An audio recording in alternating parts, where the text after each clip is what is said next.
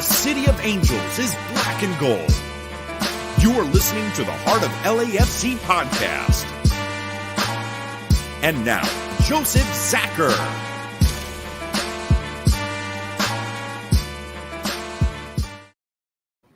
Greetings, Los Angeles. Welcome to episode 229 of the Heart of LAFC Podcast. Today, we're going to preview, that game.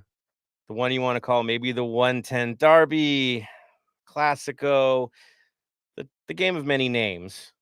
Yes, the rivalry match. We're going to Carson this weekend, people, and it's going to be special, I am sure. To properly cover it, though, we do need a full crew. So, as you can see here, for those watching, we've brought the team. Let's welcome back Bam, Tony, and Ben. Bam, how are you feeling, sir? Feeling okay. Still got the anesthetic in me. I had surgery about 5 hours ago. So at the moment, I'm feeling all right. Just going to get through this episode and go to bed. Once again, Bam showing that he's built a little bit different, people. Bam, we're praying for you, man. We know you've been through a lot already, but dude, thanks for toughing it out and coming it on and making it happen, man. It's cool, dude. It's good to have you here. Tony, how are you doing tonight? Doing pretty well. As you can see, I'm not in my usual setup that I usually have. But still on here. I'm excited for this weekend and hoping for the best. There it is. Hoping for the best. Yes, without a doubt. That is true. Ben, how are you doing tonight? Hey, guys. Hey, Bam. Hey, Tony. Hey, Joseph. Hey, everybody. Doing good. Just excited to be back on the show. Looking forward to this weekend's game. I've been circling on the calendar this whole year, so we need that win in Carson. We need it bad. Record is what, 5-3-5 so far, equal on goals. There's a lot to be handled. If we sweep it this year, we're back to even all the way across, which would only be fitting. So we got to start it this weekend to make that happen. So that is why we're here, guys, to talk to all you about that, get your feelings on it, give you a little bit of inside information as to what we've heard going in, who's available, all that fun stuff. But before we get into the derby, before we get into the madness, definitely we always have to review what's happened in this past week, get you some news, talk about the last match to get a little bit of form on this, and we'll make it happen. Tony, what is going on with the club? What kind of news and rumors are you hearing? So for much rumors-wise, there's only a couple things going on. Of course, there is the rumor of Diego Rossi finally being signed for Fenerbahce, but I feel like that's been an ongoing situation. But I think it's official. It's from sources are that it's been going to be official. So we'll finally have a DP spot opened. We finally got it. We also got a new sponsor in HelloFresh. It is a food service that is actually I've used before and I love it. It taught me how to cook. So it's pretty much, it's a Bob subscription that sends you food, sends you a recipe, and tells you everything it sends you everything you need. And it pretty much teaches you the basics of how cooking, cutting, how to temperature wise. It's pretty simple. So if you're out there looking to learn how to cook and learn how to also kind of eat a little bit healthier, because it also helps you from eating fast food, which is a lot easier sometimes because it's like, late night, you're hungry, easier to do. Is a perfect thing, and I'm kind of glad that they did that.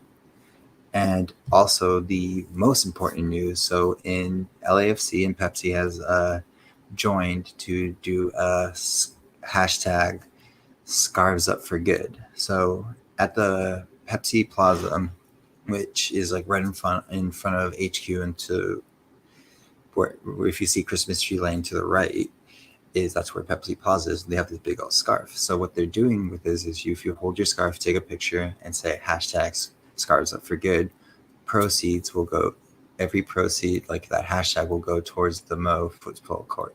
So it's, like I said, it's one of those things that is really well done. And I like that initiative to do it because it doesn't take too much time and everyone's always at the bank anyways. And while you're walking by, why not just, pull out your scarf during game day and just, get some money going for it too. Also, I need to make a correction that I did on the last pot for the D9U tequila. So some of the portion of the item that you buy will go towards the football, not all of it, but there will be some portion going. So hopefully it's a good amount. But again, I don't know how much, but it's going to be a good amount knowing that. Without a doubt. I mean, pretty amazing with Pepsi doing what they're doing. The whole family, right? I mean, it's building. It's building now. It's getting momentum. If you saw the artwork out front at the Pepsi Plaza, it's pretty cool with the giant scarf and everything. Again, selling the point, knowing what we're doing here, and so very impressive. We can't wait to see it all play itself out. We all love Mo. I mean that's if you knew him, you loved him. That's simple.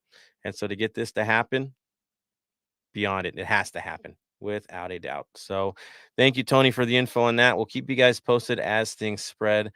Let's get into the last match before we get into the madness in Carson. Going into it, Ben, how are things lining up for this thing? Yeah, so for LAFC, they came out with the 4-3-3. Crepeau in goal, Palacios, Fall, Murillo, and Hollingshead in the back line. We had Ilie, Blessing, and Janela in the midfield, and the attacking trio of Vela, Chicho, and Brian.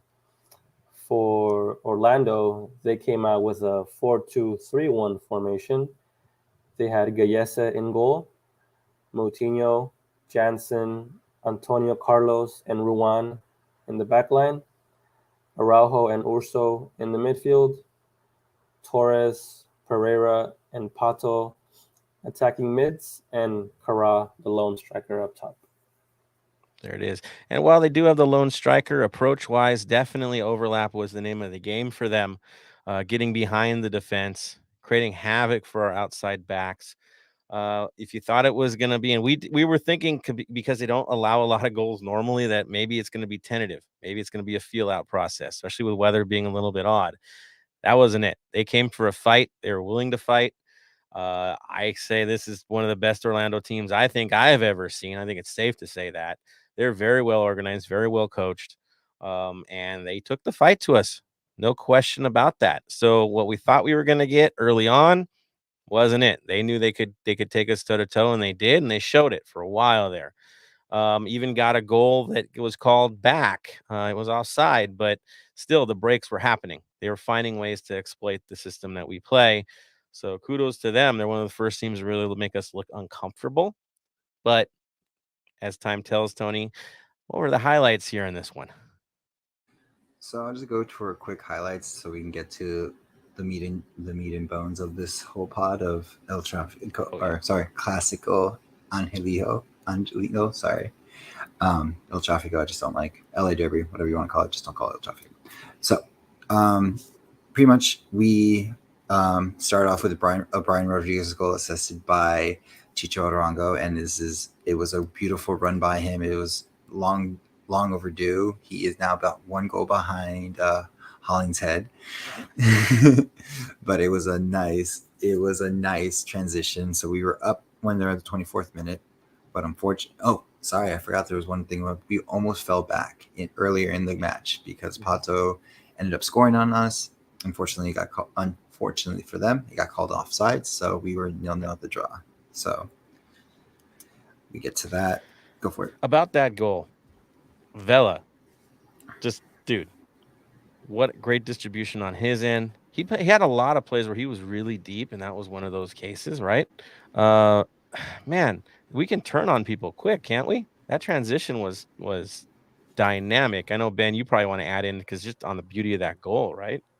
Yeah, I mean, just his vision to see pick out Chicho all the way in the corner. And Chicho, just first timing that cross to Brian was beautiful. And credit to Brian for making that run. Usually he likes ball to feet, but this time, he just took into space, finished his run, and finished the goal. It was a really good goal for LAFC. Spraying water, highly dramatic, gorgeous all the way around. That's what we pay for, right? That's why we brought these guys in. They just showed in that one moment that even when things aren't looking so great in the moment, switch it, make it happen. And they did. Deadly stuff. Tony, let's keep going with more highlights.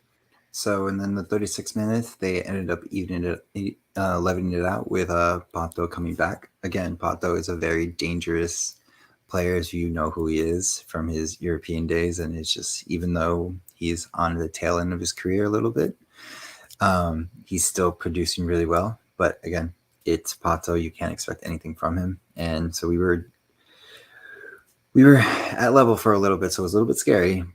But with I would call this the weirdest play in old. I would say this was an LAFC of last year defensive play. Murillo ends up scoring because of a clearance that didn't happen, and he's just there to just kind of pop it in really quickly, and Murillo just now kind of making up for all his mistakes, and this is probably the turnaround that he needs. Ended up putting up 2-1 for us. Grinder goal. That's what that is. Making your runs, completing plays, crashing on the goal, not just assuming things aren't going to work out. Looking for the junk, right? It's a rain game. Give Murillo full credit. He did exactly what he needed to do on the play, took the risk, paid off. Once again, another face putting a ball in the back of the net that we're not used to seeing all the time. This is good. This is scary when you can have the distribution this way. And we'll mention more of that distribution as we go here, but good on him. Well done. Bam, you got a good look at that one as well, right? That was just peak. As we say in Australia, that was a peak A-League goal. That was just, it should have been there. It was just so much shambles that we'll happily take it, and what makes that game so much better. Right. Grind it. Make it happen. Cool, Tony. Let's get to the next one. And then, so going into the half, it looked like we were going to go up 2-1, but unfortunately, those weren't in our cards. And Moutinho ends up scoring in the 45th minute. Again, this Orlando has been a dangerous team this whole season. If you listen to Shoulder to Shoulder and they with their correspondent, and they explained what Orlando has been doing, this is not a team to sleep on anymore. This is a team that's going to be in the playoff run, and they could make a deep run as well. So it was and also the weather doesn't help us as well, because again, if you saw, it was very Florida-esque weather. So we go into the half 2-2. Absolute shootout, as better than any of us expected. It was good to see Janela out there. I think we mentioned him getting a shot at this. Arango as well. They did. It paid. First half survived. I think all of us were feeling a little bit apprehensive at the moment. Like, God, we can't shake these dudes. Second half, of course, gave us a very different story. Right, Tony? Mm-hmm. One of the most important substitutions, which I feel is really cool, is that was really, again, this is a props to Dolo for making these substitutions when it's needed to. Sorry, my phone just dropped. He subs in Janela for Sifu in the 46 minutes, not even like a couple minutes in, and just like he's already trying to think of ahead. And with that motivation and everything, we ended up getting one of the best goals, and this is why we also signed him as well. Elias Sanchez, a nice rocket from outside to make it 3-2. Did you all know he could do that on that level? Read it that way, hit it that quick. He's having a resurgence in his career, you could say. He's enjoying himself. I can't think of any other better way to show that than what he just did. Bam, your take on that one, man, because that was good.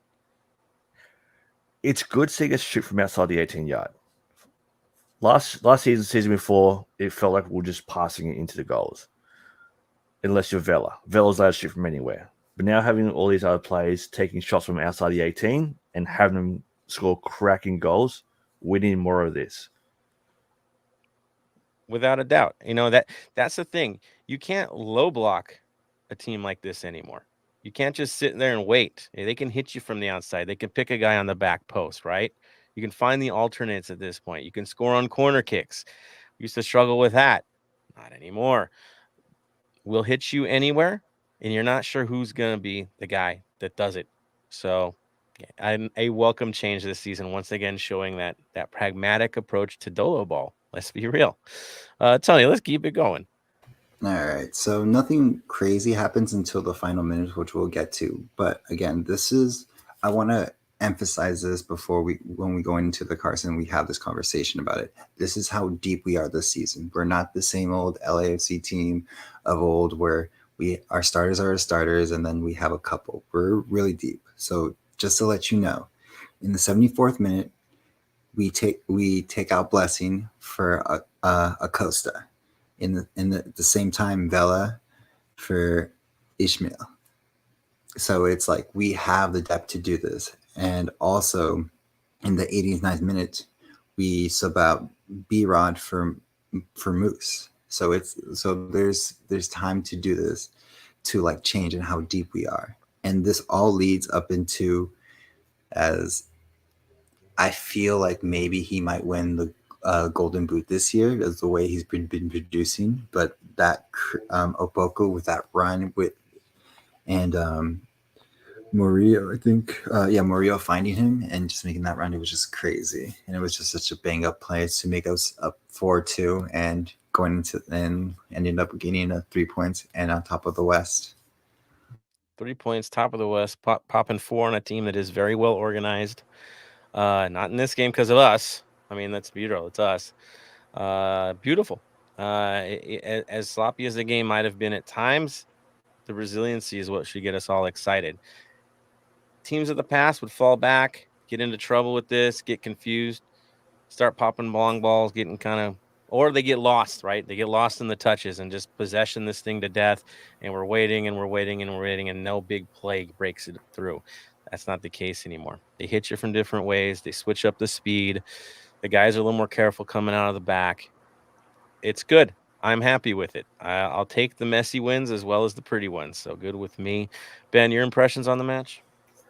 Yeah, I mean, you gotta give credit to Crepeau as well. Before we scored the 4-2, he had two big saves, one against Kara and one against Pato. So you gotta give credit to Crepeau. He's been really good for us. He's been a lifesaver at times. And also in the 90th minute, right before we score that 4-2 dagger, Moutinho has a wide open header, but he misses it. He misses the target. That was a huge miss for them. If that goes in, it's 3-3, and it's a whole different story for LAFC heading into Saturday's game. So we got to tighten up on the marking and set pieces, but luckily we were able to get that 4-2 goal at the end by Opoku. But yeah, just overall, like Cherundolo said in his press conference, it was a game of two halves. In the first half, you had Orlando creating chances. They're playing their way through LAFC just like way too easily. Their LAFC's press was not as good as it usually is. Steve realizes this, Steve Cherundolo, and he makes the proper adjustments, by bringing on Cifuentes, and that just gives the team like much better control of the game in the second half. So they went with a 4-5-1 actually in the second half, just to tighten up things up in the midfield with Vela and Brian joining the midfield trio. So I want to give major credit to Cherundolo in this game. He's able to pick out, what the issue is and able to fix it like immediately. And that to me is invaluable. So I will give a lot of credit to Cherundolo in this one.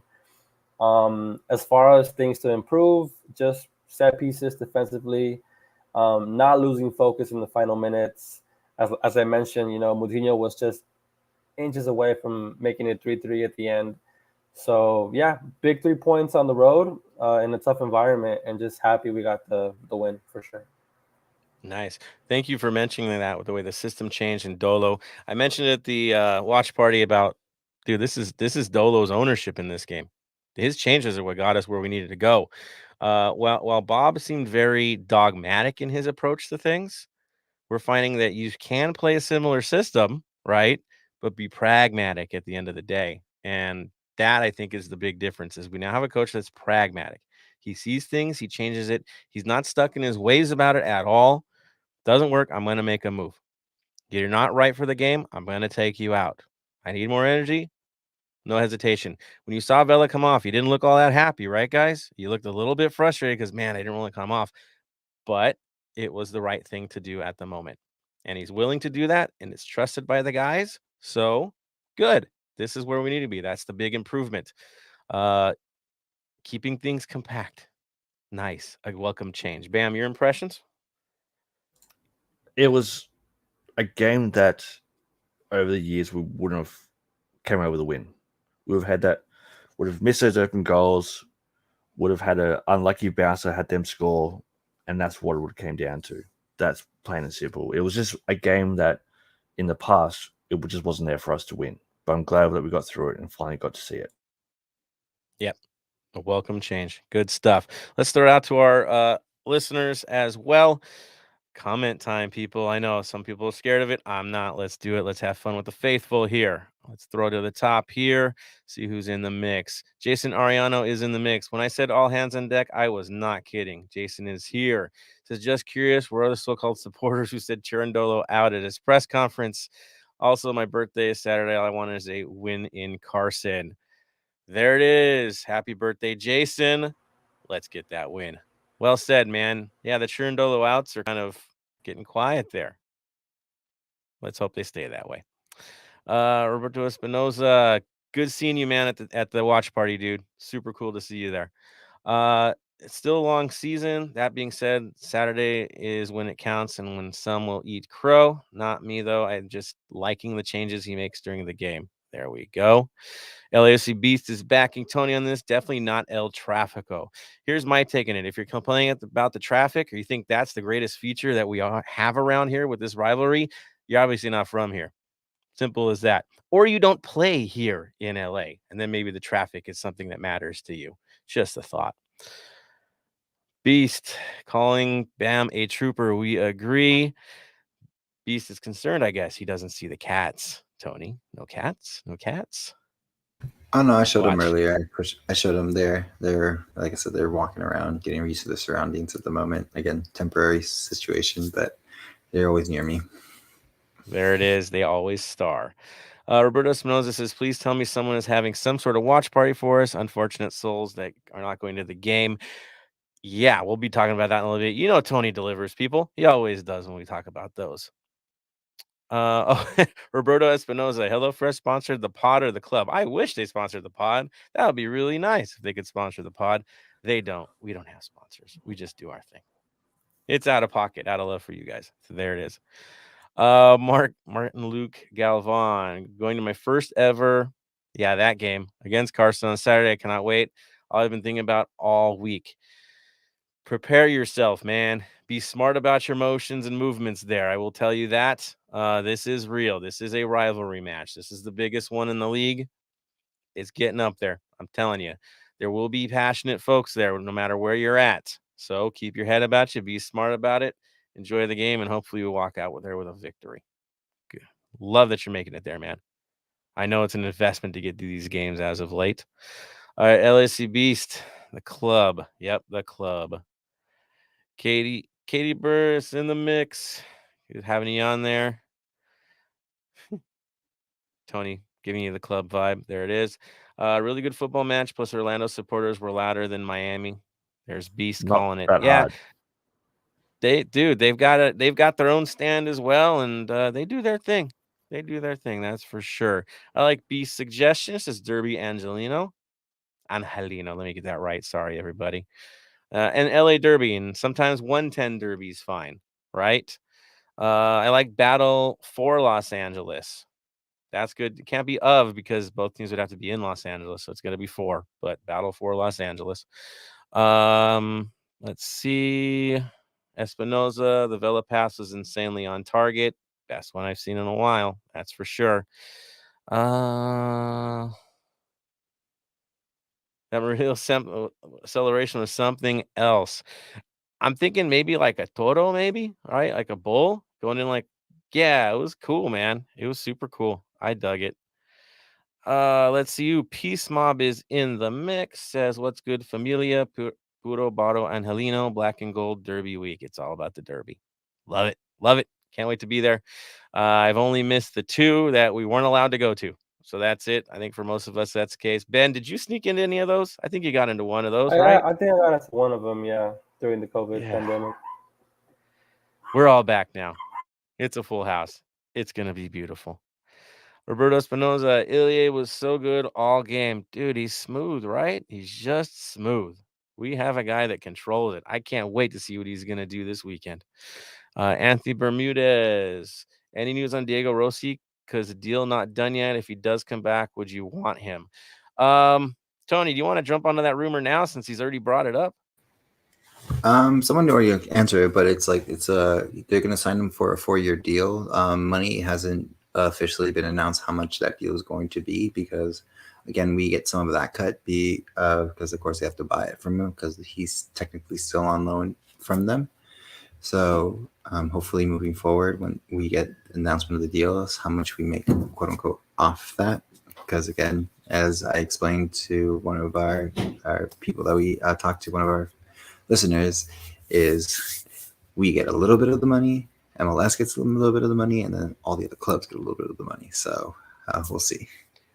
Everybody gets a cut in the action. That's how MLS works. I know. Even the ones like Colorado that would rather give us a player than get a transfer fee because they know that they can get more out of TAM and GAM than they can out of transfers in most cases. So there is that. Let's see. I'm going to scoot on forward. I got a funny one from Get Off My Lawn. I think I'm just going to run over to his because it just cracks me up. Get Off My Lawn says, "What up, all? Are we planning to hang out and chill with Galaxy supporters like we did at Miami?" Answer would be no. No, it doesn't look like that's the case unless you have some good friends that are Galaxy fans and it's a personal thing. But no, it's a different story. This is rivalry week. It is what it is. Yes, we're praying for peace. Do we expect peace? No, sorry.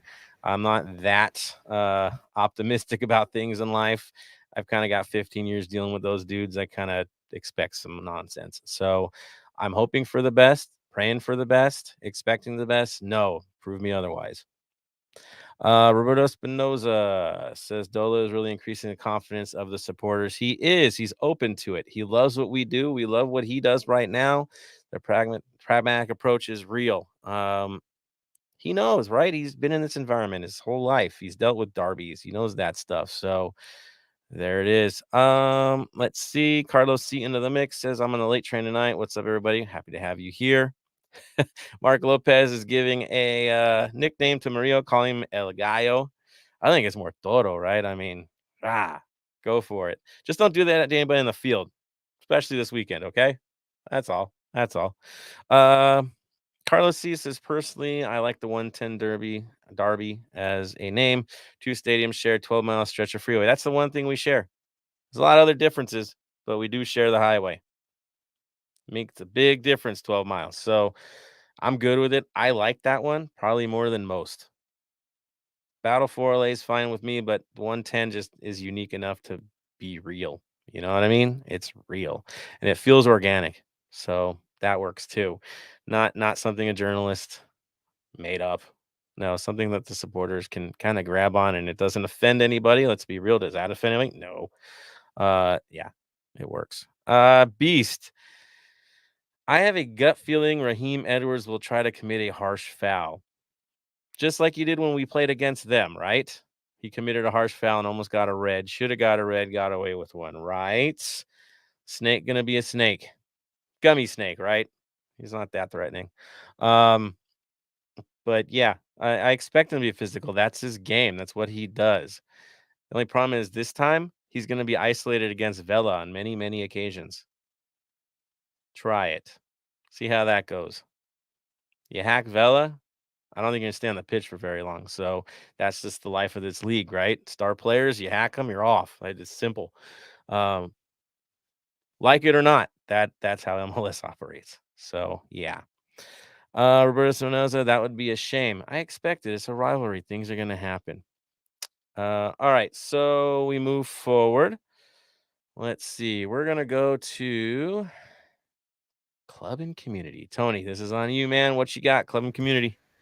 So for club and community, there is an event going on for Earth Day at I'm gonna butcher this again, a Abalone Cove Reserve, Saturday, April 16th. So they're pretty much like need people to sign up and help on Earth Day. I believe since it's reserve, there's probably planting, moving dirt, fertilizing, stuff like that. Again, this is really well for the community. It's well for anything that you need to do moving forward. And it's always fun because you get to meet other people in the LAFC community and friends that you probably wouldn't meet outside of anywhere else. Like, and it's not just supporters, it's also like regular people, fans, stuff like that. So that is one event. And usually when it comes to Earth Day events, tend to be t-shirts, all the other swag, right? I mean, it does pay off, let's be honest. And it's really a cool event because it's a well-attended event. A lot of your fellow community will be there. It's worth it. It's totally worth it. A lot of fun. Thank you, Tony, for bringing that up. People are looking for watch parties, but I think you have something else you want to bring up as well about memberships, maybe. So of course, there's always the 3252 membership. It's going to be going on all year. As the unboxing, you get a scarf, pin, and a mask. It helps for memberships moving forward for anyone trying to join the 3252. It helps that supporter group get into it and become more official, and it's a little bit easier. I know there's this is just the bylaws, and we just have to keep following. They're there for a place. They're there to not have the little guys have power and have moving forward, and it just makes everything a little bit simpler. And again, it helps with TIFO. It helps with anything that we're doing 3252 initiative as well. So, yeah. We simply can't function. We can't put the show on that we put on if there's no members. It's for the members, right? The swag is nice, but at the end of the day, it's to stay alive. If you're not growing, you're dying. That's how the culture works. So if we're not gaining members, all bad things. Budget gets smaller. We get to do less things, less dynamic. Travel becomes an issue. Just kind of cascades. So critical that we keep the membership up, engaged, and growing. Yeah. Watch parties. Somebody was asking. I think Roberto was asking. Tony, what you got for watch parties, man?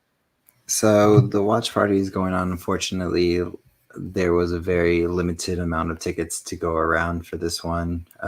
Carson being Carson, as much as they are. But as I also like to give a shout out to everyone. I saw the videos of all the watch parties and all the new faces that I've seen, which was really, really cool to see the culture growing again. Again, I don't know if I believe it's more because one, we're winning, of course, more fans come and they want to be part of this. And also I believe all is because COVID is somewhat gone, not officially, but some people are more willing to come out. So it's nice to see faces I haven't seen in a while. So refreshing, right? Roberto paid me a visit. It was super cool to see him. Kind of surprised me. I'm like, hey, many familiar faces we haven't seen in a very long time were at the last watch party. And I know everybody at their watch parties was having the same thing. It's coming together. It's living again, being in public together again, celebrating our team that's having a great season so far. And in this case, here we go again. If you can't get to the game, and I know most of you can't because of how restrictive they've made it for us this year, ridiculously restrictive. And I'll save my comments for that towards the end here because I got a lot to say. But we find ways to stay together anyways, whether it's inside of the stadium, outside of the stadium, we find a way to make it work. So, Tony, you have the floor, sir. All right. So, of course, for Black Army, we are back at SP Sports Bar and Restaurant at 132255 Telegraph Road in Santa Fe Springs, California. It is a great venue to go to. For anyone who's going to that event and is Black Army, I challenge you to take my spot because I will not be there, and there are a lot of other most likely capos are not going to be there. So I want you to lead the cheers, lead the chants, and I'm just giving that one as well. And to all these watch parties, I want to see who steps up while the mains are at the game that we're able to go, and essential for us to take over Carson. So that is one. Go for it. So much passion in the 3252. I know others will step up. I have confidence in you. I know you will. But also shout out to SMP Bar. They did a great job for their first ever watch party involving members of the 3252. And there were members, not just Black Army there. So that was really cool. Giant screens, must say, those biggest screens I've ever seen at a watch party that we've had. So that was nice as well. You can't get blocked from the screen at this place. It's pretty good, pretty comfortable. And the food's pretty good, I got to say. All winners, that's for sure. Crew has a good one going on, right, Tony? Yes, they do. So Crew is going to be at the the ELO Bar at 2834 North Broadway, Los Angeles, California. again, the same thing is like, I know they're usually at the Chuparia, but I believe like most people are out and about, and again, challenge anyone from the crew to step up and try to outshine the current capos, and again, outshine me. I'm calling myself out to outshine me. Replace me, please. I challenge that. The future. Exactly. Let's keep this going. And then the last one as a moment, because again, I'll post more coming forward for other ones to watch, because most of them are still trying to find a spot and trying to see who will be able to go, because it's very hard to make a watch party, especially if most of the people are going to it. Is D9U. D9U, of course, is at their clubhouse again, which is 11466 Chandler Boulevard, North Hollywood, California. And then also for anyone in the Ventura County area, they have one at Corner Pocket in Oxnard at 658 SA Street in Oxnard. So those are the watch parties at the moment. And I believe there's a LAFC one, but I could not find it. I feel like they're more of a, they've been like hiding that and they'll repost it. So I'll repost it when they come up, but come out, watch it. Unfortunately, some of us won't be able to make the game because of the stuff. Again, we'll save it of what's going on with that. But again, have fun, be safe, and we'll see you when we come back for Easter. Celebrating on Easter for very many reasons. Yes, I know a match on Easter. We'll talk about that too. But yeah, be safe out there, guys. Enjoy the watch party. Again, keep your heads. It's rivalry time, and it's on Fox, so it's kind of easy to find this game. Just saying. But yes, enjoy yourselves. Now let's move it on to the Black and Gold Vinyl Club Minute. We had a bit of a debate tonight as what we wanted to go with. It's one of those games where you can't really knock this one into a single story, right? I mean, I think we all have songs that pump us up for this. And I challenge you guys, as we mentioned, the two that we thought of in the moment. If you guys got some other ones that pump you up, some albums that get you going, throw up the comments. When we go to the comments, we'll go to those as well, because y'all got stuff just like I do that get me going for these games, get me ready for these things. There's a playlist, that's for sure.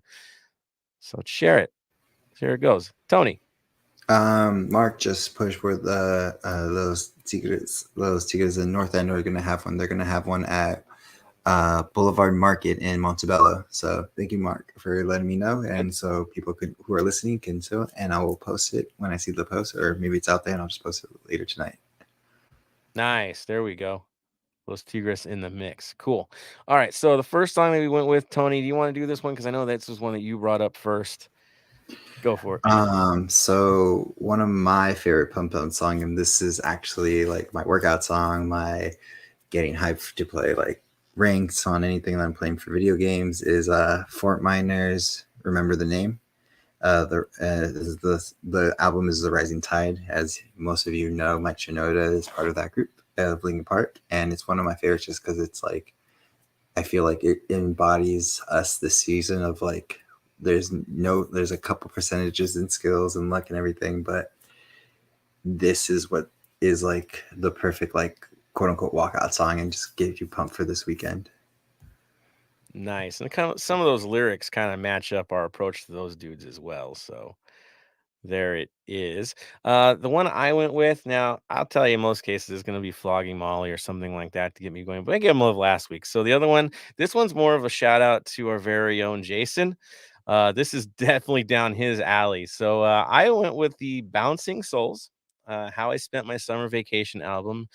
And the one song to me that, of course, stands out the most in this one is going to be True Believers. If you know it, you know it, right? True Believers all the way. It's just gets me going every time because it definitely is a football vibe, right? It's a supporter vibe all the way. So I love that one. That one for sure. In my head, I was thinking Local H, Born to Be Down, because it's a nice insulting song to whoever you want to sing it to. Fits them. But yeah, Bouncing Souls, True Believers is as supporter as it gets. So that's where I'm going with as well. Can't wait to see what you guys say as we get into the Carson preview. There we are. Ben, do you have like a song that gets you ready for these things? Oh man, not off the top of my head, no. If you're gonna work out, something gonna get you up, what are you gonna go for? Probably some hip hop. There we go. Yeah. There we go. I think Tony was mentioning hip hop earlier, right? Certain artists that you're like, that'll get it going. It was Tupac and Snoop Dogg, two of America's Most Wanted. But I'm a big Tupac fan, so again, that's would be my favorite. One of my other favorites to go to. There we go. And Bam over there. I know you got something. What you got? Yeah, like it. Well, in the mood, like I don't mind a bit of Cosmic Gate, a bit of the side trance, even from that, a bit of hard trance, all that kind of stuff back in the day. Then I can go down the hip hop route. Again, I'm a Tupac fan. There's a lot of pump up songs. Like you got to go with some AC/DC from time to time. So it all depends on the feeling of it all. Nice. All right. So I'm just going to throw it out there because I see some comments. Let's see who got it. Rasa does mention there is a concert at the bank this Saturday. Yes. So there's some music already. I see Al mentioned Rage. Yeah, definitely Rage, man. Like Battle of Los Angeles is probably as good as it gets, especially for this rivalry. Again, for me, Rage, like I'll just play the album. I don't pick a song. I just let it go because there's nothing bad from Rage as far as I'm concerned. It's all gospel for me. So yeah, beautiful stuff. You're like, beautiful Rage? Yeah, it is beautiful. The insanity is beautiful. The messaging is beautiful. I dig it. All right, good stuff. Ooh, Carlos C throwing out the Redman Method Man Blackout album. Thank you for mentioning Blackout, Carlos. This weekend is a blackout. So you know, Carson's going to go with a whiteout. We're going to respond with a blackout. I have a funny feeling if y'all wear black, whether you're in the supporter section or outside of it, it's going to look real interesting in that stadium to see the black stand out against the white. It's going to be really cool and probably playing right into our hands that they're going to do this whiteout. Just saying. Ooh, LAFC Beast puts Tupac to live and die in LA. Oh, Rasta showing love for True Believers. He says he'll post True Believers tomorrow on the Black and Gold Vinyl Club. Love it, man. That is awesome. Love that album. So cool. Hey, Mark Lopez getting a little different here. Classic deep house vinyl record. This is Los Angeles by Mark V and Poogie Bear. Hey, there's something a little. Now I got to go research. Love it. Let's see. LAFC. Well, of course, this one has to be there. California Love by LAFC Wolf. Now you're getting me into the stadium because I know we play it in the stadium and getting me stadium vibes. And there's so many good songs we do there. Definitely. Well done, guys. I love it. Let's get back into the mixes. Y'all waiting for it. I know y'all waiting for it. So let's transition into this bad boy. Before we start into that, before we start into the rivalry, this past week's been a massive week for former players of ours. It's been a massive week for them. Yes. Yep. So we'll start off with Kim Moon-Wan has started twice for John Bulk FC. Both of them coming with wins. He's been playing in the mid instead of at right back, and it's been going quite well. We also had Rossi score for Fenerbahce in their 4-0 win the other day. And coming up this weekend, they have the Fenerbahce Galatasaray derby at 10 a.m. Saturday morning for you guys. We also have Marcus Urenye scored in their 5-0 in Central Coast Mariners 5-0 win over Wellington Phoenix. They play Sydney FC tomorrow, so hopefully they get another win there. And we also had Atuesta, who played 60 minutes in Palmeiras' Copa Libertadores Group A Round 1 game in their 4-0 win. He played 60 minutes, got a yellow card, and had a nice assist. And this weekend, they actually kick off the Brazilian League. So their first actual game for the season kicks off that'll be 5 p.m. your time on the 9th. So tomorrow at 5 p.m. Do those guys ever get like any extended time off in Brazil? It just seems like it's one tournament to the next tournament to the next league. Like it's just this nonstop football, man. It's crazy. Pretty much. But yeah, so he's already got 2 pieces of hardware, right? He does. He'll be going for another one. So let's get him some more hardware. So it's been a massive week for former players of ours. That's fantastic, man. Thank you, Bam, for covering that. The where are they now is important because wherever they go, it'll always be a connection to us, whether it's national teams, especially national teams. It's special, very special for sure. Beyond happy to hear it, man. Thank you, Ben, for bringing that up before we get into the mix. Because yes, definitely it's rivalry week. Definitely this is the game where people make names for themselves, become immortals in our eyes. Get the love, get the hate. You mentioned all of it. It is there. It's them. Yes, you can't.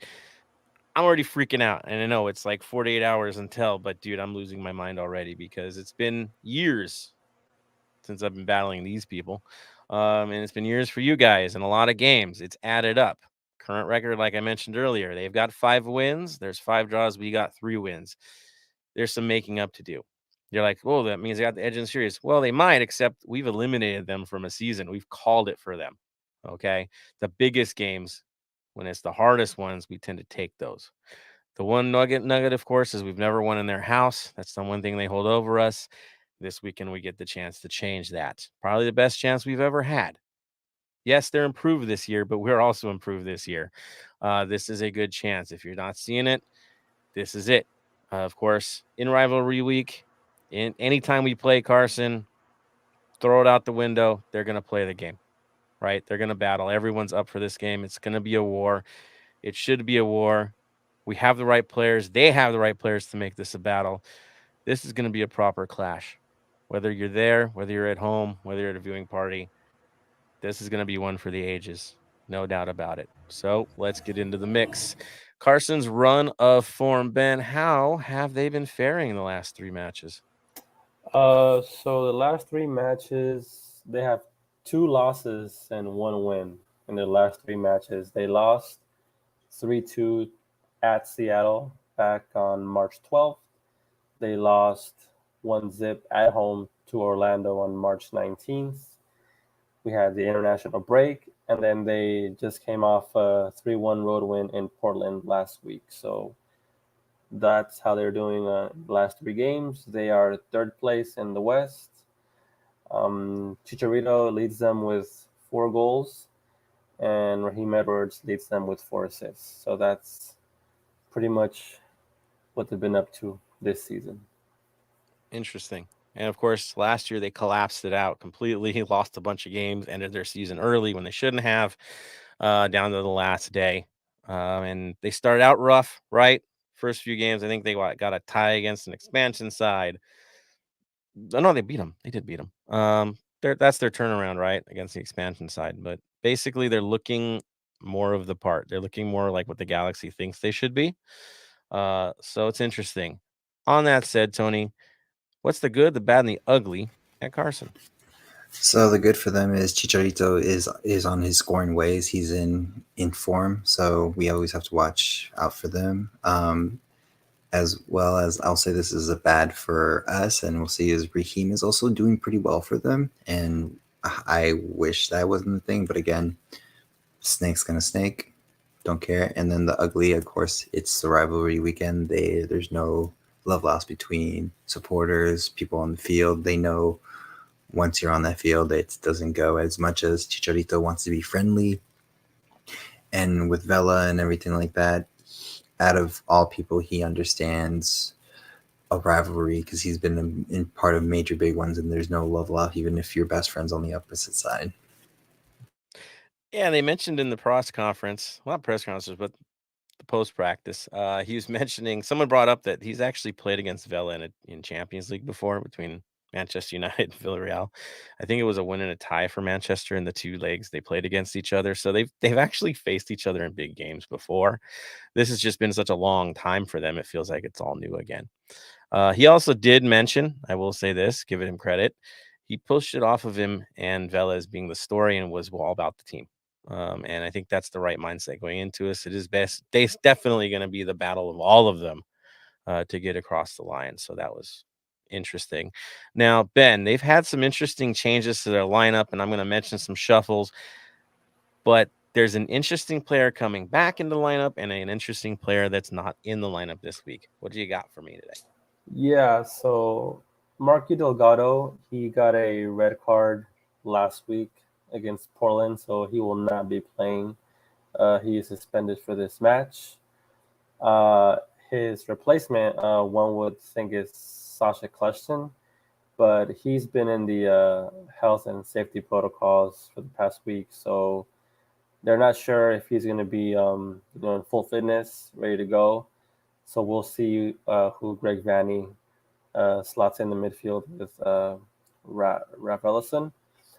And Douglas Costa didn't play last game, but he has been in full training, so he is expected to be available for this game.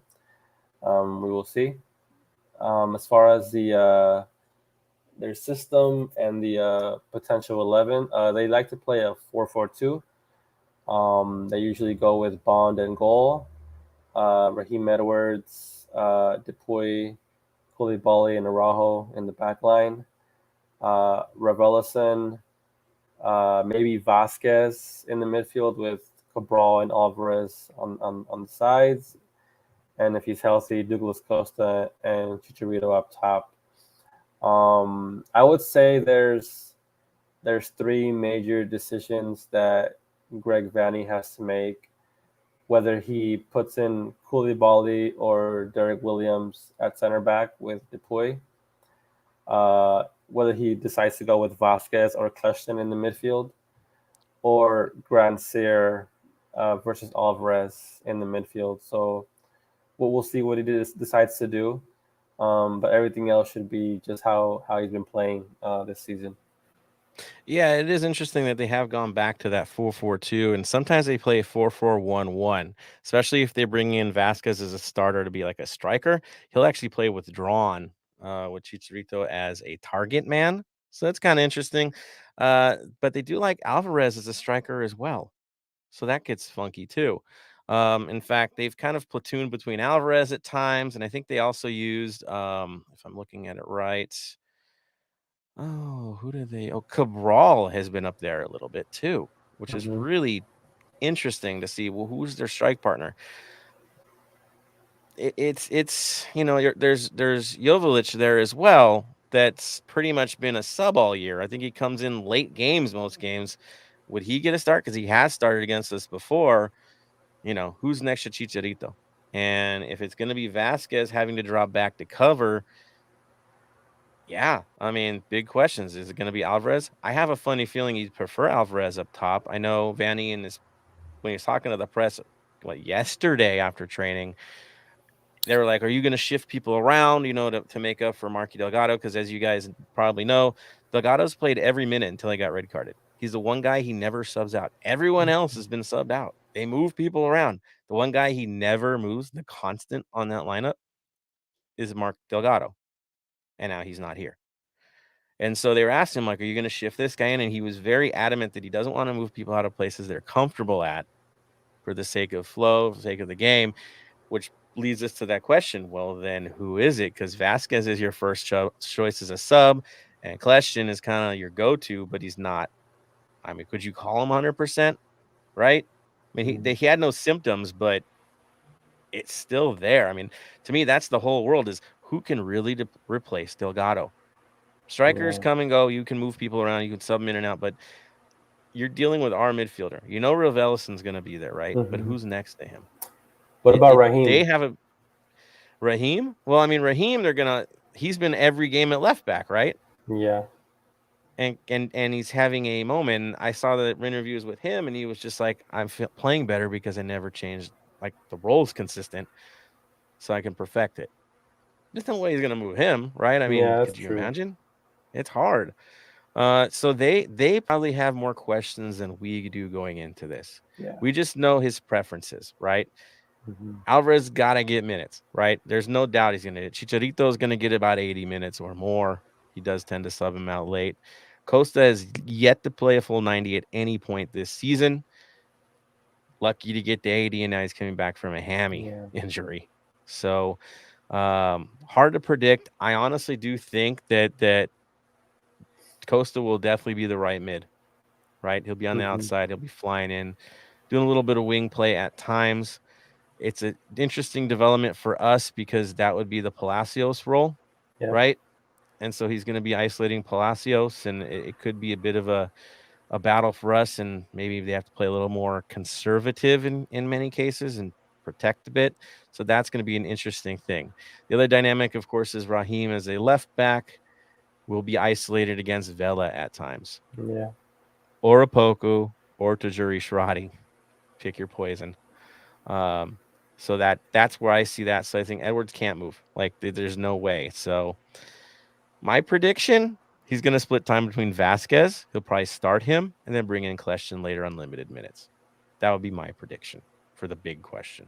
I don't know where you are, Ben. Do you think that might be what they're looking at? Yeah, I think he's gonna play it safe and go with Vasquez to start off. It's gonna be hot that day, so he's gonna need fresh legs off the bench. So I can see Kleshtin putting in a good 15, 20 minutes, and then maybe Grand Cyr off the bench, Jovic off the bench. So yeah, I think both teams are gonna make use all their subs considering the heat in the game. So yeah, that's what I look forward to this Saturday. And you mentioned Grand Cyr. Do you think he's going to start on the left, or you think it's going to go to Cabral? Cabral. I think Cabral is more used to the system. I don't think Grand Cyr's played as much as Cabral has. I think Vanny has a little more confidence in Cabral. That's just my take. Especially at the risk, right? Because he's coming back. Yeah, Mm-hmm. which would pretty much put Alvarez up top, right? Right. Yeah. Yeah. So there we are. Revelison's a guarantee, I think. I don't think there's any question. Now comes the back line. I'd probably predict what? Dupuis, Koulibaly? Would that be the prediction? Yeah, because Williams played last week, right? Yeah. Yeah, he played against Portland. Do you know why he chose him over Koulibaly? I'm not sure, but they seem to be shopping for center backs right now. Right. There's been a bunch of names connected, so I don't think he's quite happy with anyone he has right now. And so he's I think Koulibaly is his preference, right? I mean, he's happy with him. I think it's the Dupuis Williams situation that maybe they want someone else to start that role. That's why you're getting rumors right now. So that I think is the obvious. So I don't know. Are they auditioning? If I look back, so let's see, we go back way back to what? I think against New York, they had Dupuis there. Game after that, Dupuis again. Game after that, Dupuis again. Fourth one in now. It's Dupuis and Williams. Okay. And then, so the last one is Dupuis Williams. It's just interesting. Really interesting to see what he wants to do. I still think it's going to be Koulibaly. I still think it's going to be Dupuis over Williams. My take. Bam, you want to throw in on that thing? What do you think? You've been looking at him a little bit. I wouldn't be surprised if it was Dupuis Williams. They played the full game together. They've played the last 2 games together. They know each other, so I look at it, they won't be changing that. Because they got a result in Portland? Like a reward for that? Yep, pretty much. There we go. All right. And Araujo, do we think there's any debate on whether Araujo starts at right back? No, he's starting. Yeah, I think so too. Which honestly, you have now the isolation between Rodriguez and Araujo on the outside. Some good matchups in this one. Dude, I'm telling you guys, this is going to be a war. Like really, there is so much risk on both sides. This is not a walkthrough game. There's storylines everywhere in these lineups. It is really going to be a back and forth. The difference being, to me, will be more about our lineup and the fact that we have a goalkeeper that can organize a back line, and we have more mature players in the back that can handle these things. Whoever you put it right back, they're going to be fine. Hollingshead's there. We're okay. Right? Escobar comes back. He'll be fine. That then puts Hollingshead as an option at left back if you really want to shut things down when you're dealing with Costa. Yeah, I think we'll get into it later, but I feel like Hollingshead is gonna start at right back. Cheeky's gonna start at left back, and then I think Escobar will get a few minutes in for Cheeky, and then they will switch Hollingshead to the left and put Escobar in the right back. But we'll get into that a little bit later. Which kind of mirrored some stuff he did with Orlando right against Orlando last week, how you Mhm. kind of shift some bodies around and make it work to shut things down. I'm with you on that. I think we're going to see that kind of pragmatic approach to this thing. Good stuff. All right. Other faces, I think was Aguirre played a few minutes this last match. He's another guy that's central mid that could get minutes to make up for the hole they have there right now. Yeah, going to be really interesting. I think their questions are bigger than ours. That's for sure. Joveljic, expect him for a few minutes. That's for sure. Yeah, no surprises there with the rest of their subs. You're wondering, well, what kind of approach should they take to the game? I did bring up stats. I know, guys, I avoid stats like the plague as of late because it's just, to me, sometimes it's overdone. But this is the one matchup where they actually tell a story because the Galaxy of old is not the same anymore. They share a lot of the same parts from last year, but there's something a little different there, especially with their approach to the game. They average about 56%, a little over 56% possession in their games. That means they're holding the ball more. They're picking and choosing their attacks. It's a little different. They hold the ball more. They hold it more than we do, right? Talking about the change, we average about 54%. Both dominating in what they do. But we're actually willing to give up possession in many cases and in many games to get guys on transitions and counters and create problems where they seem to be that team that wants to just keep it. There is something to that. Accurate passes, they've actually been very accurate. They average about 85.9, so about 86% on average. Yeah, that's their pass rates. They've been very efficient in their passing. Of that, they average about 420, I think 425 total passes. We're about 404. Yeah, we're about 82%, but that's because I think we just ping the ball so much, right? You get the turnovers. But it's interesting there. Like their stats are starting to mirror us in many places and be a little bit more possession based than us. So that's fascinating. Here's the interesting thing, and this could be the big difference. And you're gonna be like, blow my mind. This is a role reversal since past derbies. The expected goals for them is about 9.7 so far this season, but only 7 were converted. Our XG 10, but our actual goal is 13. So we've scored more than expected. It's because of the dead ball stuff, right? And the set pieces. But I find that interesting as well that their finishing isn't where they're expecting it to be. And that usually was our story last year where the XG didn't match. But now we're doing better than XG. So go figure.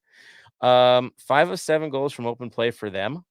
For us, it's 8 of 13 because we've mixed it up. That's for sure. They've only had 1 free kick goal, 1 own goal this year. And that was what? Tuiloma last game, I believe. Bang, bang play. So that's interesting. Shots on target per game, they average 4.4. We average 5.6. Big chances. They're ranked 4th, I believe, with 12 big chances. We've got 8 big chances. We're 11th ranked. Big chances missed, though. They had 11 big chances missed. We only had 5. Again, finishing seems to be something with them this year.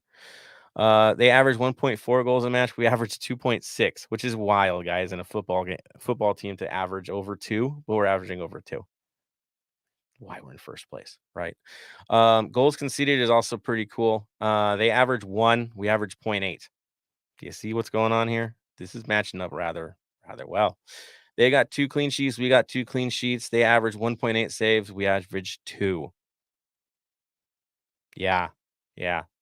Clearances, they average 17.6. We average 11.4. So what are we seeing in this? A back and forth is what we're seeing in this. I think are we in for another shootout like we normally are? Could be.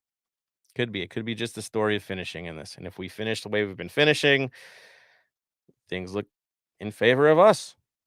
But again, it's the rivalry. Throw it out the window. They got to play. Takes on that, bam, stats, throwing it out there. I had to throw it out there. It's interesting. I didn't realize that we were so close with so many of the stats. The average possession, that's going to be interesting. We're both averaging over 50%. So who's going to take control? That's a big question we've got to think of. If I'm strategizing, I think Dolo seeds it for the counter. Kill him on transition. especially with a midfield that, again, also shows how much Delgado's impact in this is, right? He's the consistent one out there, and he's not there. So that does change things a bit. But we've been willing to do what we did with Orlando. When we started doing well, it's because we kind of did play a bit of counter. And we've done this before already this season. So, yeah, I could see us changing speeds, right? Ben, what do you think in this?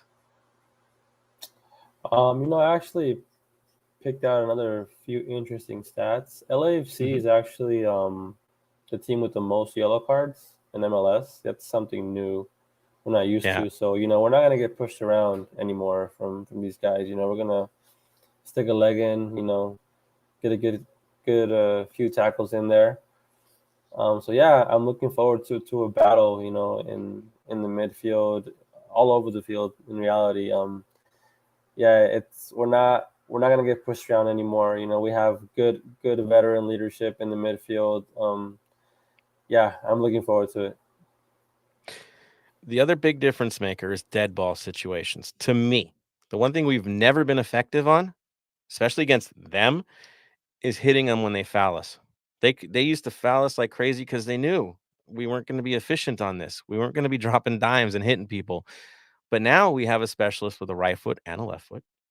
We have corner kicks. We have multiple targets on corners. If they want to see dead balls to us, we will punish them in this game.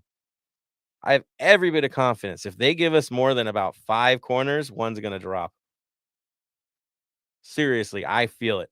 You get to free kicks. If they drop them at the top of the box, something's going to give. If they go even farther out, Acosta's going to drop it in and make it messy for them. They have to be careful with their fouls more than I think even we do. We have the weapons. It's a different approach. They have to approach us differently and respect the weapons because we have plenty now. Should be, again, a fascinating game. Yeah. Emotions are going to get the best of us. I know we're going to lose our minds this weekend. But when it all breaks down, going to be a lot of interesting storylines to reveal to you guys next week. That's for sure. That being said, let's talk about our own side because we need to talk about our own side. What should we expect from our own people?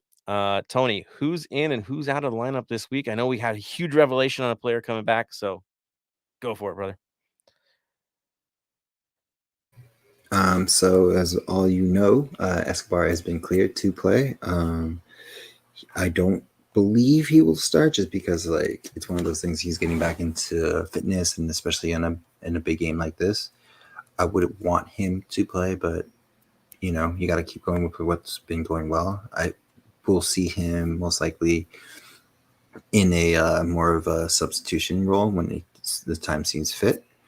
Duenas is out as well, and of course Segura. So the same people that we usually have out, they're out for a little bit. I can't wait to get Steady Eddie back and solidify that back line 100%. And for them, they have Saldala is out till mid-April, so he's out with a knee injury. Villafanana is a knee injury as well, and then Delgado, as we talked about, is suspended on cards. Yeah, so Villafana, Raheem's his replacement. For real. And I don't think, even with Villafana coming back, I don't think Raheem gives this up. So, months ago, I said, whoa, that hurts. They don't have him. They got Edwards. They seem confident there. So, interesting for them on their missing guys. Again, I think we've talked about it well enough. Marquis Delgado, and I'll keep calling him Marquis because I like to. Past history. Oh, yeah, that history. The Chivas USA one, right? Just saying. We've known him for a while. Yeah. He's the guy. Missing him, that second yellow really hurts them bad, and we'll go into it. So we see who's back. We see Escobar back. Makes it really good for competition for places. We don't know what our starting lineup is, not because there's problems. It's because we have this wealth of options. And it's a beautiful level of wealth. It really is. We look at our back line. Now that Escobar's back in the mix. Now we can go, what do we go with? As Ben mentioned earlier, is Palacios on the left or is Hollingshead? Is Escobar on the right? Is he not? Then is that Hollingshead spot? The only thing we know for sure is a center back. It ain't changing, right? Murillo, Fall. They're partners in crime now. Now they're both scoring goals this year. I guess Cheeky's the only one that hasn't yet, right? Mm-hmm.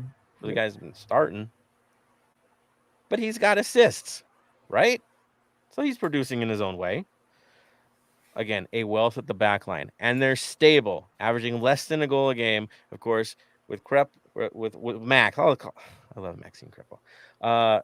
Having him back there just really solidifies what we've got going on. Keeps people calm, reads the game really well. In a moment like this against that team, how excited he is, how happy he is to be there, his ability to talk these guys through things out there and not get shaken by the ones behind him is going to be critical. Absolutely critical. We don't have a timid keeper in there anymore. We have a guy that's willing to fight. Something we need. Somebody willing to say something. He'll do it. So we're good on the back line. Again, Ben, the debate was who starts. I think we know, right? Yeah, I think it's going to be Palacios in the left and Hollingshead on the right, just because, as Tony was saying, Escobar is coming off an injury, so he needs some time to, get up to speed. Center back, like you said, Fall Murillo. In the midfield, I don't know what you guys think, but I think it's going to be Ilie, Acosta, and Sifu. And up top, we have Vela, Brian, and Chicho or Opoku? What do you guys think? It depends, right? So I agree with you on the midfield, without a doubt. Experience wins the day. Put the guys in and playing the best. There's nothing to experiment with. This is a rivalry match. I know Dolo has said multiple times, I put in the guys that are ready for the game on the day, straight up. But I think we know who's ready on the day. I don't think there's any question about that. We know who's ready on the day. So top line, the question becomes, we know the one answer, Rodriguez is on the left. No question, right? No debate there, guys, right? We know he's on the left. The question is the other roles. Do you put Opoku in to play on the right and throw Vela into the middle as a target man? Do you put Chicho in the middle and have Vela isolate Raheem? I kind of feel in that one. But I also want to reward players who are lights out this year. So for me, in my heart says Opoku. Without a doubt, Opoku. Bam. What do you think? I think we start Chicho because you see our last game, Opoku came in off the bench. He still scored. He still played magnificently. Having him off the bench is amazing. As someone said earlier, Chicho off the bench isn't that great, but he can still, if he starts the game, he can get better into the game. So if I look at it going, it's not who to start, it's who to bring off the bench. Who to bring off the bench for me is Opoku. The other thought, if you're in a close quarters combat match, which this will be, who do you trust in an alley fight, right? Chicho or Opoku? Who's going to grind? Close quarters. Get a ball. Maybe take the foul. It's going to be Chicho, right? Chicho. Mm-hmm. Chicho, 100%. Yeah. So, yeah, again, heart says Opoku. Head, it's Chicho. Probably Chicho. Ben, your take? Yeah, I'm going to go with the experience here and just go with Chicho. Has Opoku played in a derby before, or would this be his first? He got hurt, I think, the one time he was going to get the shot, he got hurt. So this would be his first. Huh? I think so. Yeah, so I would go with Chicho. One time he was going to get the shot. Echoes. There, you heard that echo. Yeah. Weird, man.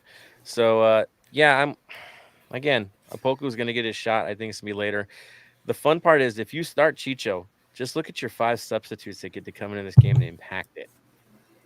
That, to me, where he's talking about the difference, it's the substitutions. Who comes in fresh in a hot game? Right. So, oh my gosh, who runs out of gas? Opoku. Oh, are we having more problems? Is Vela tired? Tajuri Shradi. Like, that dude won an MLS Cup, man, last year. I think he can play in a pressure match. I think he's okay with it. That ain't so bad. Still got Blessing, midfield. too. Yeah, Blessing comes in. He hates the Galaxy. Mm-hmm. He probably hates them more than we do for all those terrible billboards they did. Ugly stuff. He's got an edge there, and he always hurts them.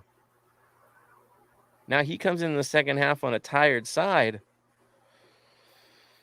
Man, just imagine that. Opoku, Tajuri Shradi, and Blessing playing you on counterattacks. Sheesh.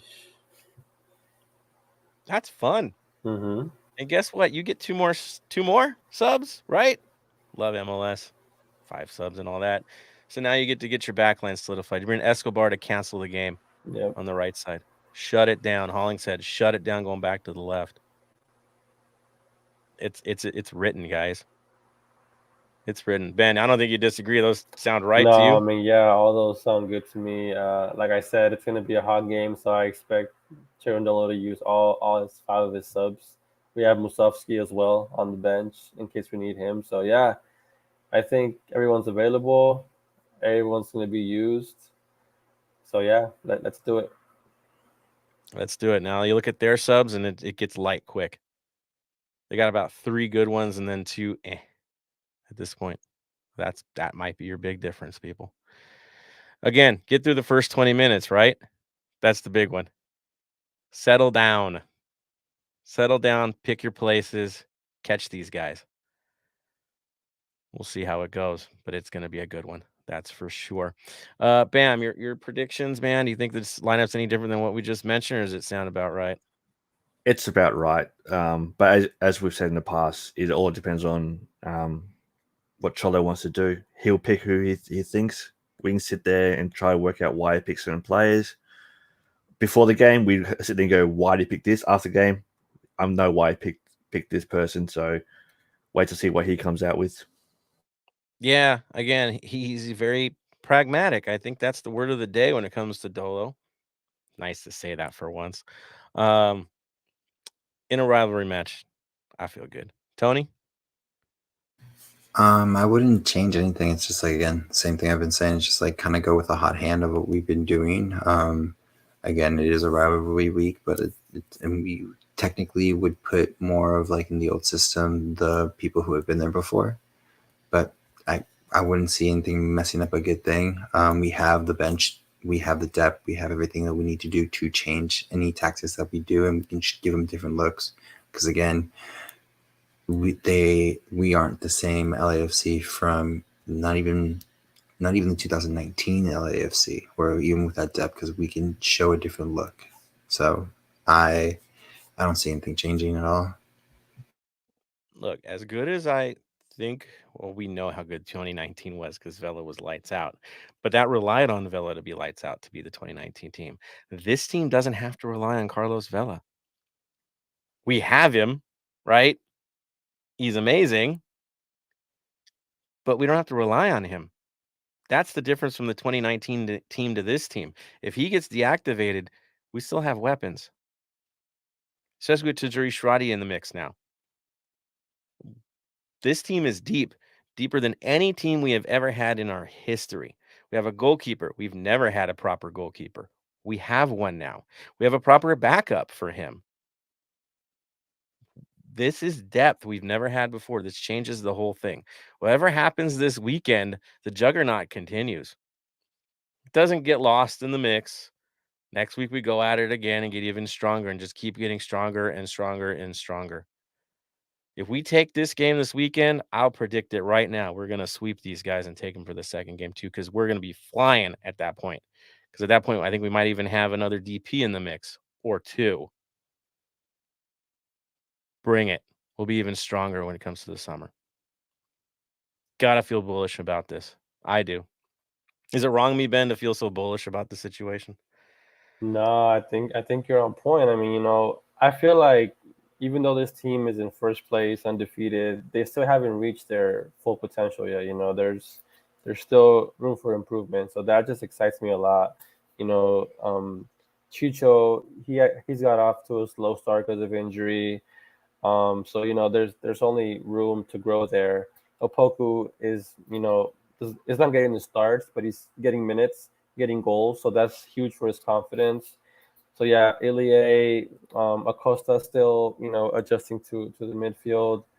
Yeah, I think Escobar's coming back from injury, so this team there's no limit. I think this team can go all the way if it's done the right way. Keep healthy, keep competitive, make the run, build more to it. I know there was conversations about Vela and the contract. I think that's more of a distraction. It's an article that needed to be written because it needed to be written. And I mentioned as a joke, don't give him anything till this game. If he scores a hat trick, we sell it. We give him his contract. He's earned it. Let him be hungry for this one. We're here. We're hungry. It's good. So there we are. Any final thoughts, guys, before we give this to the fam here to talk about? Should we talk about the situation of what we're going to be dealing with, or should we just leave that to next episode? For the stadium situation? Mhm. I think it's naturally going to come out in the comments right now. Let's be real. I know a few of them are going. We'll throw it into the mix. Let's see where we got going here. Join the conversation, people. Let's make it happen. I see you guys have been flying on this one, so I got to roll this one way, way, way, way back. Oh, let me see here. We're going way back. Boy, you guys are busy today. You're making me scroll for a while here. All right. Dude, this is wild. Hey, Christian's in the mix. Look at this. Christian. Let's effing go, LAFC. There we go. There we go. Get Off My Lawn mentioned that Chicharito did an interview that sounded pretty unsure that he would get the W. Galaxy is slightly favored to win. How we feeling? Yeah, so the betting line has them as favorites, apparently, which is wild. History is history, Yeah. right? You got to break the duck. Underdog, rather be the underdog. But they're good. I mean, this is the thing. The Galaxy are actually good this year. I'll admit it. They are. They found themselves. Vanny's building something there. Are they as good as us? Nah. But it's that home cooking that makes a problem for us. Two strong teams. That's what we're looking at, guys. Let's see. Mark Lopez. I'm looking for Fall and Mario to boss it up. Chicho and keep him scoreless. Keep him scoreless. I'm feeling good. The Wolf says when someone wants to compete against Vela, it usually delivers. Let's go, Charlie Candle. Yes, the Charlie Candle. I love the Charlie Candle reference. Whenever we talk about Charlie Candle, he does something, and Christian Philemon has to drink out of his shoe. So I'm okay with that. We want to see some shoe drinking, people. I'm just gonna say it. Yeah, go for it, Bam. So obviously, a well-known Australian, Danny Ricciardo, does that when he wins Formula One Grand Prix races. I've been seeing an ad, and I've got to send it to Philly because he'll love this. It's a wine decanter molded to Danny Ricciardo's boot. So what you're saying is that we need to get a Carlos Vela boot molded into a decanter. Yep, and get it for Philly. And fill it with the tears of Carson fans. Gotcha. I'd like to make a craft beer called the Tears of Carson. Just saying. I know one of you guys can pull that off. So Tears of Carson craft beer. I'm just saying. It'd be cool. Let's see. I think Al mentioned the depletion in the mid. Yeah, there's issues there. That's for sure. Beast, two things LAFC needs to avoid are concede an early goal, and if LAFC has the lead, don't let Carson tie the game. Right, hold leads. It's hard though. It's a battle. I get it, but we're built for it this year, so bring it. Get off my line. If LAFC comes out with a big win against Carson, I will eat all my harsh words about Dolo so far. Steve Cherundolo has crushed it, but things change fast in the MLS. Yeah, I expect some people to come out if he doesn't get a result already negative about him, which I would say completely wrong because of what he's built so far.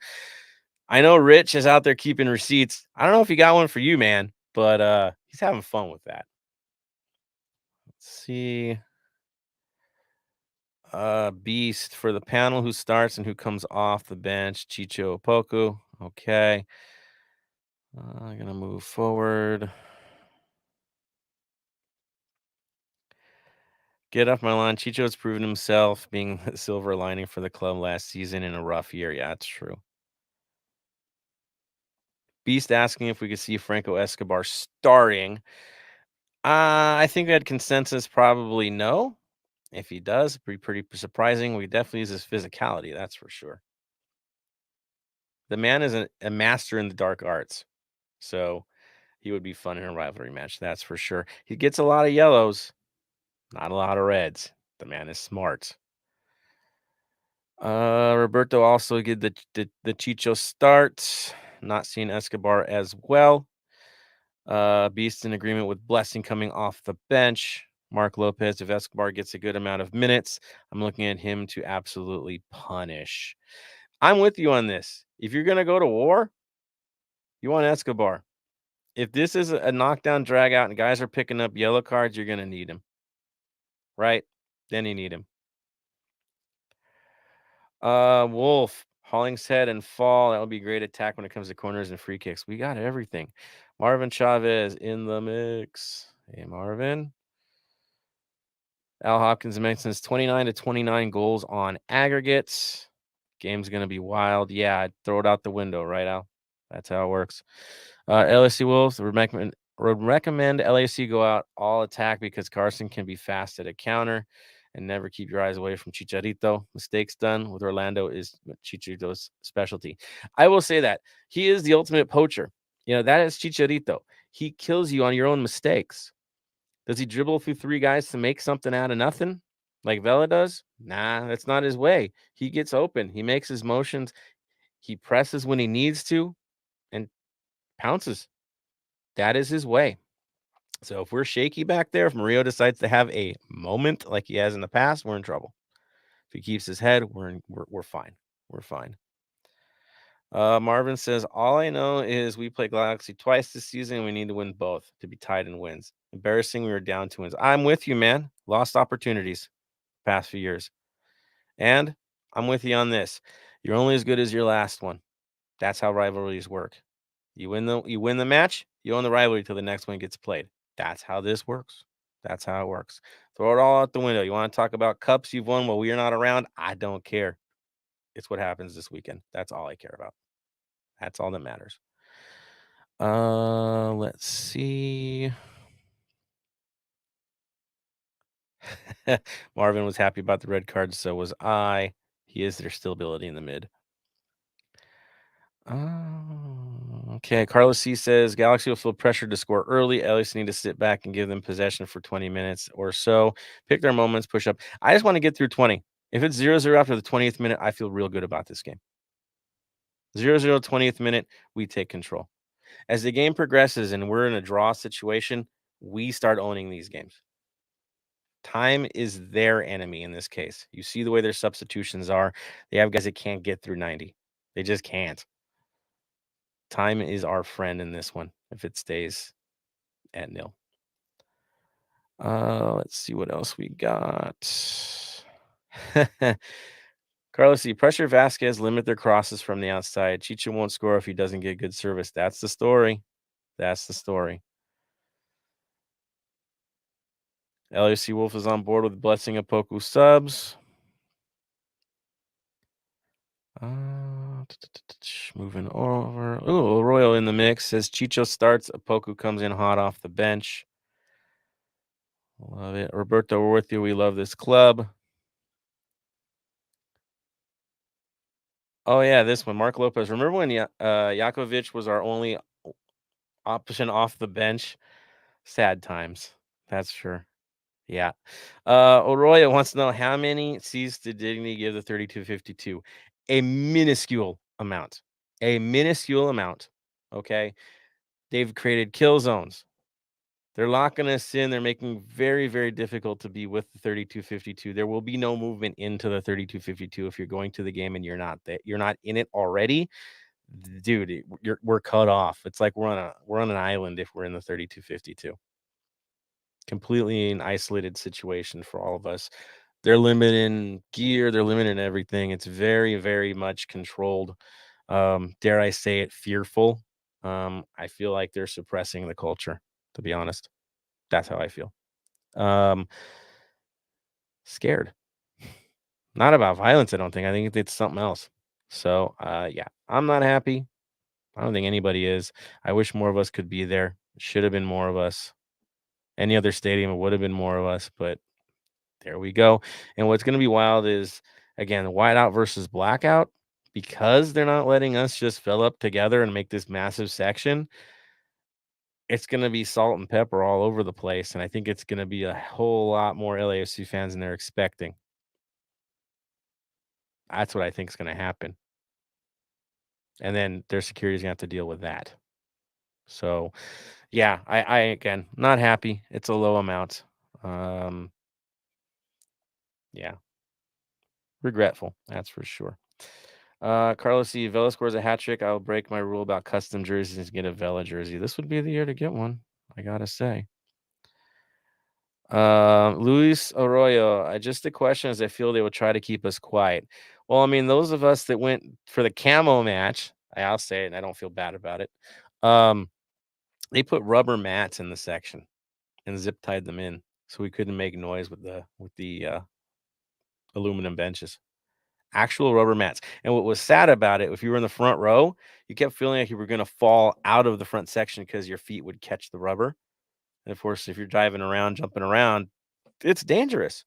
It got to the point where we took them out because it became a safety hazard. Yeah. And we found out they never put them in there. It was just for us. They wanted to sound suppress. So gamesmanship, people. That's how it plays. Yeah, Roberto, you got to suppress the culture when you have no culture, right? Mark Lopez, a couple of y'all got to take flip-flops on, turn the seats into drums. We've done that before, haven't we, brother? We have definitely done that before. I have a long history of using the bench as a drum. It carries well. It carries well in a stadium that's pretty much benched out. So, yeah. Marvin Chavez, how y'all feel about a tie? There's been too many already. That's how I feel. I want the win. I want the dub. I want it all. I want it now. God, there could have been another song we could have picked. Right, yeah, I want the win. That's it. Especially with all the shenanigans going on in the background. I want to own them there. I want it. It's the one thing we haven't got. A win in their place. They benefited from an empty stadium to get ours. Guarantee it 32-52 was there. It wasn't going to happen, but it happened. Now we're there. And we're still going to outsing them. As limited as our group is going to be in terms of size, we'll just add it to fight.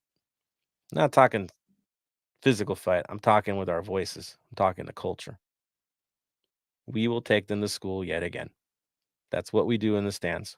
It'll happen again. Even more so because they're limiting us. Bring it. We're ready for it. Roberto Espinosa, garbage. Yep, garbage. I'm with you on that. Get off my line. I'm going to mention this because, yes, dude, honestly. Anyone see that Galaxy video? Yeah, the guy that snuck into our section and wore our gear and paid money for our gear and played himself and got hate from his own people. That one? Yeah, the video's there. We saw it. It's lame. It's funny. It's the best advertisement we could ever get. It was cringe. Rent free, man. Rent free. Made himself look bad. Showed his obsession towards us. And that's fine. Do it. I mean, you tell me, after watching that video, who you want to hang out with? Me and Tony? Bam? Right? Or you want to hang out with him? Let's be real. Talk about podcast world. Who do you think's going to have a better time? That dude or us? Who's going to focus on their side and do what's best for their side? Him or us? That's all you got to know. He hurt himself. He hurt his own side. That simple. So keep it up. Never change, Carson. Keep focusing on us from years past, random events, or clubs that don't even exist anymore. Keep focusing on those. Keep chasing your windmills. It's cool. Totally cool. Let's see. Yeah, TikTok video cringe, right, Roberto? Really cringe. Again, I'm happy he did it. I am really happy he did it. Mark Lopez, if someone on our side made that video, I'd be embarrassed. Dude, I would excommunicate them. Let's be real. They can go over there. Honestly, like, guys, don't even take that. That's, again, I don't expect it from our people because we have something more to play for. It means more to us. We don't have to mention a year. We don't have to mention a certain trophy. We just mention this, our community. And that's all we care about. It's more than that. Will we win cups? Yeah, we'll win cups. But then I got that part too. We got the culture and the cups. They don't have that. When their fan base does stuff like that, it reveals it every time. Without a doubt. After 5 years now, gets old, to be honest. Yeah, we got to get over the hump. We got to get the result. Agreed. That's what it's about. It's about the football now. Got to get it done. Smalls mentions Carson fan. Yeah. We go all night on these dudes, for sure. Roberto, we have community, and it's what we do it for. You saw what happened, right? In the Pepsi Plaza, you saw what happened. That's our story this week. That's what we're running on. Building fields, man. Honoring those we've lost. That's what we're focusing on. Not defunct football clubs. Right? Yeah. Yeah. Different world. I'm off my soapbox. Let's keep going on this stuff. So it's on it. We've got our final comments like we always do. Thank you guys for throwing it in there, man. It was absolutely amazing what you guys threw out there. Keeping your heads as you do. Thank you for that. Really awesome. So, custom is, I'm going to give it to Bam since he's the survivor. He's the battler. You start it, sir. Give your final thoughts, man. Final thought for me is I've got a long weekend of sport. I've got a long weekend of sport. I've got the Melbourne Derby. We've got the F1s in Melbourne this weekend. We've got the LA Derby.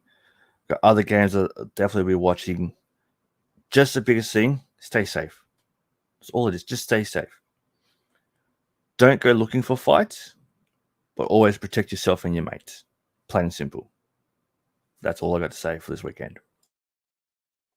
Well said, brother. Well said. Tony. Like I said, let's just go out there and represent the culture of what we've created over here. And it's not about, of course, we want the cups, we want the recognition, we want effort. But at the end of the day, we are here. Win, rain, shine, snow, win, loss, behind, ahead. We'll keep singing. We'll keep supporting our boys no matter what happens. And let's just show them what a real supporter group is, what a real support culture is, what being from Los Angeles means. And it just doesn't mean being the typical quote unquote LA team where you only care about if you're winning. We care because we bleed for this club. And that'll be my final say. There we are. Thank you, Tony. Well said. Ben, you have the floor, sir. Yeah, just to anyone who's going to the game, just to piggyback what everyone says, stay safe.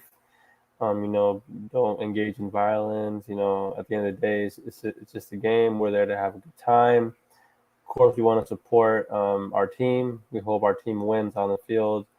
Let's hope they can, use our energy in the stands to get that W. And yeah, just have a good time and enjoy the game. Well said, brother. And now I'll say my piece. Above all, be golden. We say stay golden. I'm going to tell you guys this weekend, be golden. Show that you're Los Angeles. Show it with pride. Wear your colors across this city. But do it with honor. Do it with respect. Keep your heads. Keep your passion. Let it rip. Get as loud as you possibly can from whistle to whistle and the lead up as well. Defend your side the right way. Stick it with the football. Stick it with the culture. That's what you got to do. Show why we are who we are. Put your scars up. Hashtag your scars up, right? Make it happen. This is Los Angeles. We represent Los Angeles. We all know this because we live Los Angeles. That's why there's an LA day, there's LAFC day in LA, right? We know it. We know what the cost is. We have something to lose. They don't. So let them dig themselves into a hole. Let them get all negative. At the end of the day, we are who we are.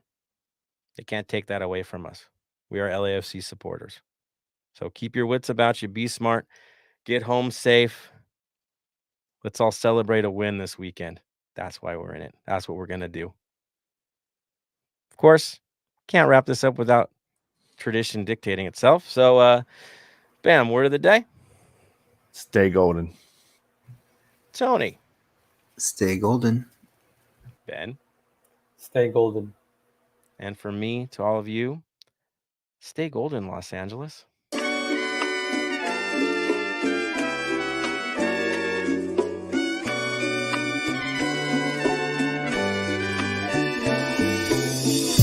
Thank you for listening to the Heart of LAFC.